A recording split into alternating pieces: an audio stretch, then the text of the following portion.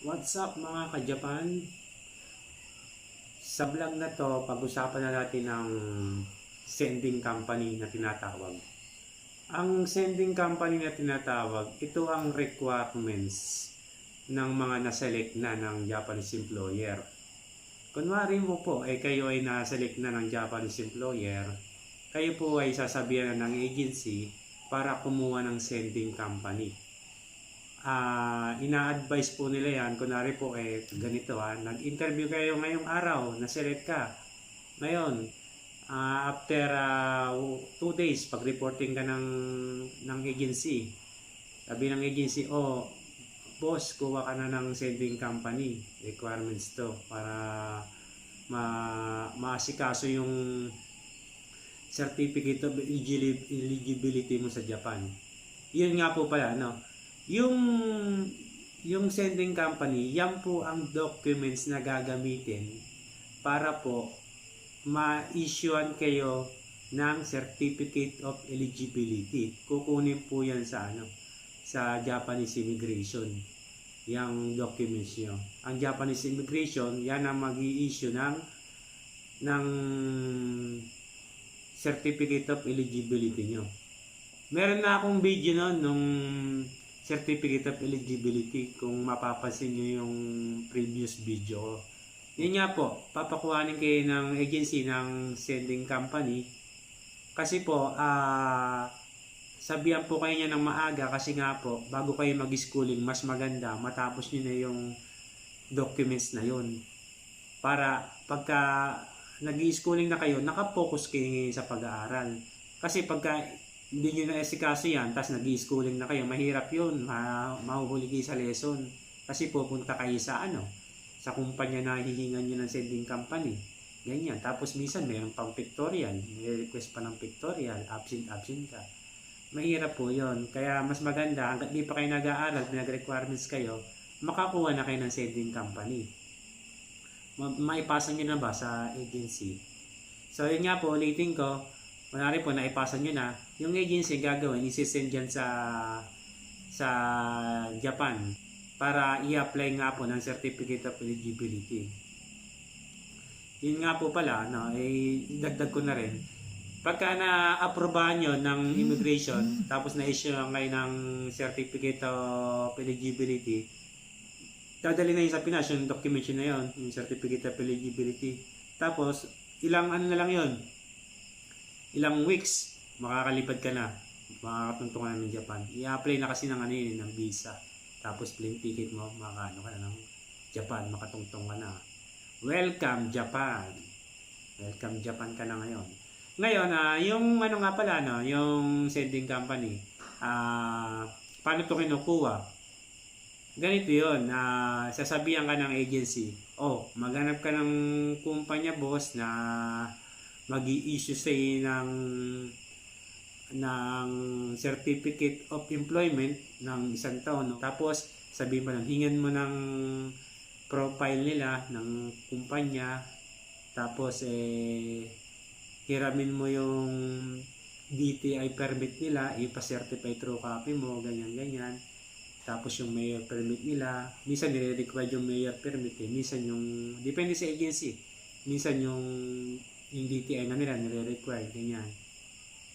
Tapos minsan may pictorial din mangyayari. Sasabihin naman ng agency kung kailangan pa ng pictorial. Ganyan. So pagka pictorial yon, siyempre naka pangkumpanya, kunwari mo construction. Siyempre naka-uniform ka ng pang-construction, naka-helmet, tapos long sleeve, ganyan. Pang-construction talaga. So, ngayon mag-pictorial ka, kunwari mo scaffolder. Mag-pictorial, kunwari mo gumagawa ka talaga, kunwari mo empleyado ka talaga, pictorial. Saka dapat diyan is magaganda ang kuha ng pictorial. Tapos naalala ko sa akin kasi kailangan ng pictorial. Yung sa akin, kailangan din ng yung sa pabrika kasi yung yung category. Kailangan ng gate, pipicture lang ka sa gate. Tapos yung merong, di ba yung ibang mga kumpanya may mga nakalagay sa labas ng building na Roger Tayaw, pabrika ng biskwit. Yan, ganyan. Meron ganon, papapicture sa ganon. Ngayon, kung walang ganon, sa amin ang ginagawa, nung sa amin nung time ko, ang ginawa nung walang mga ganon, paggawa na lang ng tarpaulin na ganyan. Kunwari, ito yung kumpanya na ganito. Kunwari, yung kumpanya, yan, nakasulat sa kumpanya, sa tarpaulin yung kumpanya. Ganyan. Ang purpose ng sending company is, yung kumpanya is isesend ka sa Japan para mag-train. So, magti-train ka doon. Para pagka balik mo, may apply mo, itinrain mo dun sa kumpanya na yon. Yung pinasa nyo pong certificate of employment sa agency is pang agency lang po yon. Hindi siya documents na pinapasa sa Japan. Pang agency lang po. Lilinawin ko lang po. Kasi nga po, meron na po tayong sending company. Yung sending company nga po na yon, yun po yung gagawan kayo ng certificate of employment na kayo ay may experience sa ganung kumpanya kahit wala. Kunwari po, yun nga po, ako ay may experience ng baker tapos ang na-applyan ko construction. Wala naman akong experience ng construction. Ang mangyayari nun, pakikisuyuan ko yung kumpanya ng construction na bigyan ako ng documents ng certificate of employment at least 1 year o ganyan. Kasi po, gagamitin ko lang po sa pag-Japan sa mga isuyo ko ngayon sa may-ari. Ngayon, kung di ko mapikasi yun, sorry sa akin kasi di ko napikasiyuan. Kasi marami pa rin akong hihiramin documents sa kanya. Hindi naman po kasi basta-basta magtitiwala yung mga ganyan. Siyempre, kahit sabihin mong sa pag-Japan ko lang gagamitin. Ganyan. So, yun po ang mahirap pagka na-deny. Pero, tsaga-tsaga lang po kayo pag pinaghanap kayo, yung ma-provide nyo yung mga kailangan ng agency.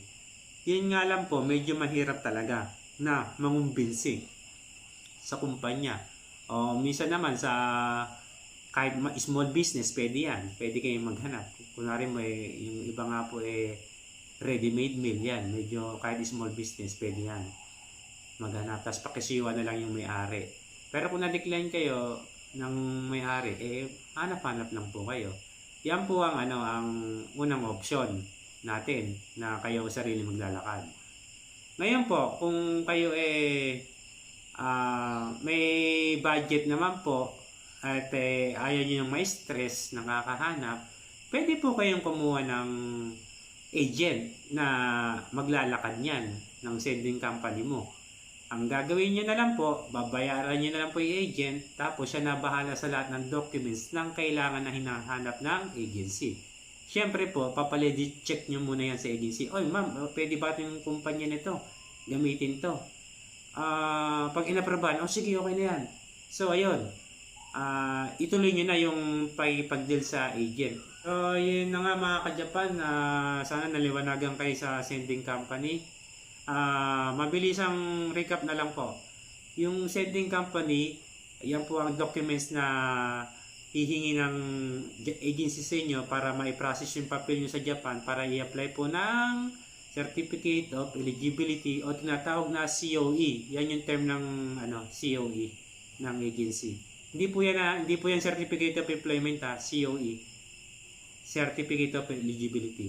Pag na-apply na po kayo na approve na immigration, so approve na, meron na kayong Certificate of Eligibility, papadala na po sa Pinas para may apply kayo ng visa. Saka po yung ticket nyo, ilang na lang po yan, ilang araw o weeks makakapag-Japan na po kayo. So yun po, enroll lang sending company para lang po ma-apply kayo ng importanteng documents na Certificate of Eligibility.